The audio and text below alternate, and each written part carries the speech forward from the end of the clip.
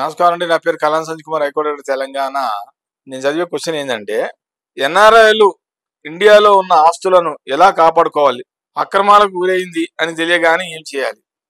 NRI అంటే non residents Indians.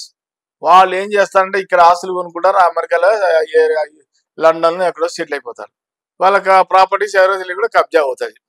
మీకు ముందరే చెప్పా అంతకుముందు యూట్యూబ్లో కూడా, నాన్ రెసిడెంట్స్ ఇండియన్స్ ఎవరైనా సరే ఆస్తులు కూడబెట్టుకుంటే మీరు మామూలుగా ఆటోమేటిక్గా మీరు రిజిస్ట్రేషన్ చేసుకుంటారు.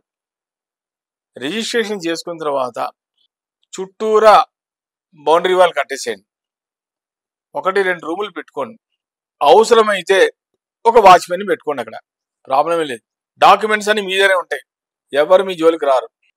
భూములు కొనగానే ఫస్ట్ మీరు ఏం చేస్తారంటే, ఫస్ట్ పాస్బుక్ లో పట్టేదార పాస్బుక్ లో మీ పేరు రావాలి, రెవెన్యూ రికార్డ్స్ లో ఫస్ట్ మీ పేరు రావాలి, తర్వాత పట్టేదార పాస్బుక్ లో మీ పేరు రావాలి, మ్యూటేషన్ చేయించుకోవాలి. అన్ని సక్రమంగా ఉంటే, రెవెన్యూ రికార్డ్స్ లో మీ పేర్లు ఉంటే మీరు భయపడాల్సిన అవసరం లేదు.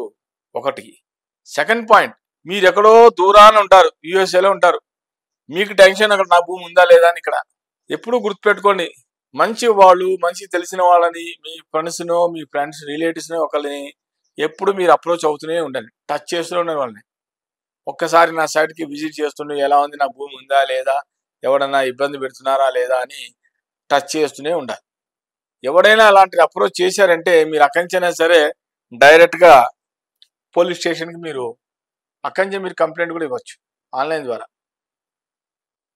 లేదంటారా, వాట్సాప్ మెసేజ్లో మీ వాళ్ళకి ఇక్కడ మెసేజ్ పంపిస్తే అది వాళ్ళు డౌన్లోడ్ చేసుకొని ప్రింట్అవుట్ చేసి సమీప పోలీస్ స్టేషన్లో ఫిర్యాదు లాగా చేసుకోవచ్చు. ఏదైనా చేసుకోవచ్చు, ఇబ్బంది ఏం లేదు.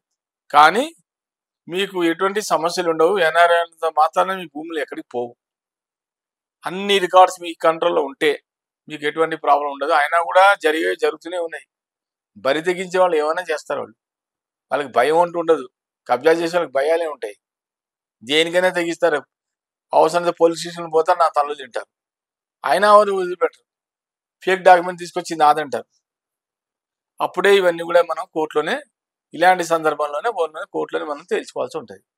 అయినప్పుడు కూడా మీరు భయపడాల్సిన పని లేదు, మీరు ఆందోళన పడాల్సిన అస్సలు పని లేదు. మీ భూమి, మీ డాక్యుమెంట్స్ మీకు ఉన్నప్పుడు ఎవ్వరు ఏమీ చేయలేరు.